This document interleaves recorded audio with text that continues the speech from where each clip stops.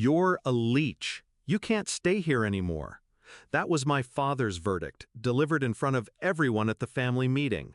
No hesitation, no mercy. His voice cut the air like a blade. I didn't argue, I didn't beg. I just nodded once, rose from my chair, and walked upstairs to pack. But I wasn't packing just clothes. I was packing years of humiliation, of silent endurance, of being the convenient scapegoat. And I knew this time I wouldn't walk away empty-handed. I had built that house more than he ever admitted, not with bricks, but with responsibility.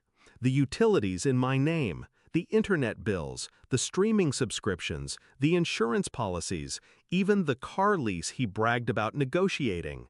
He let me manage it all because it was easier to dump the boring parts of adulthood on me. And I did it quietly, efficiently, never drawing attention to the fact that the whole system ticked because of me.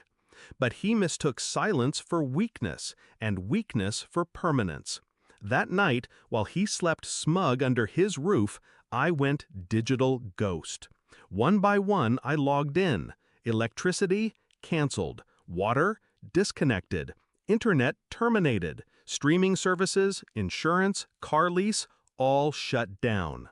Every bill, every contract, every account was mine to sever, and I did it cleanly, like cutting wires on a bomb.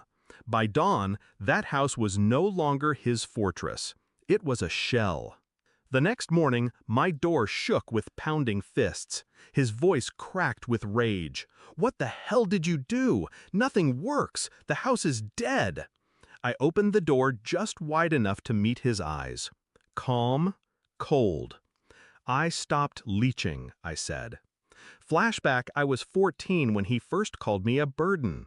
He'd just bought himself a new watch, and when I asked for school supplies, he snarled, "You cost too much. Be grateful I even let you live here."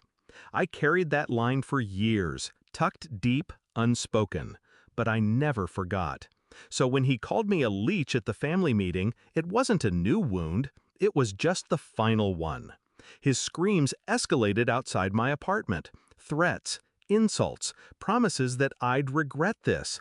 But I didn't flinch. I knew the truth he was just beginning to taste. His control had never been his. It had been mine, hidden in plain sight, paper trails signed in my name. He thought I was disposable. He never realized I was structural. Days passed, and I heard the fallout through whispers. The fridge spoiled when the power cut. The water ran dry mid-shower. His car got towed when the lease collapsed. And the internet, his precious daily addiction, vanished into nothing. Every comfort he took for granted had my fingerprints on it. And when I pulled back, his empire crumbled. Did he ever apologize? No. Men like him don't bend. They break.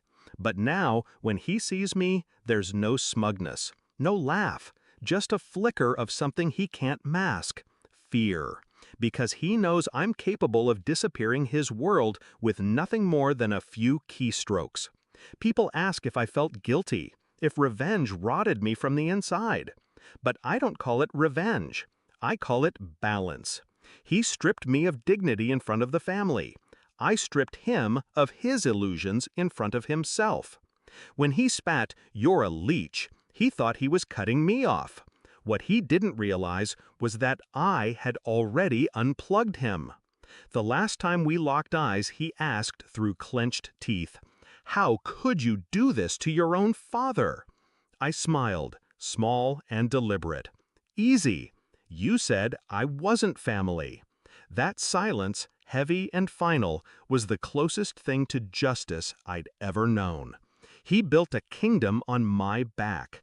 I left him in its ruins, and I walked away not as a leech, but as the one who proved he was nothing without me.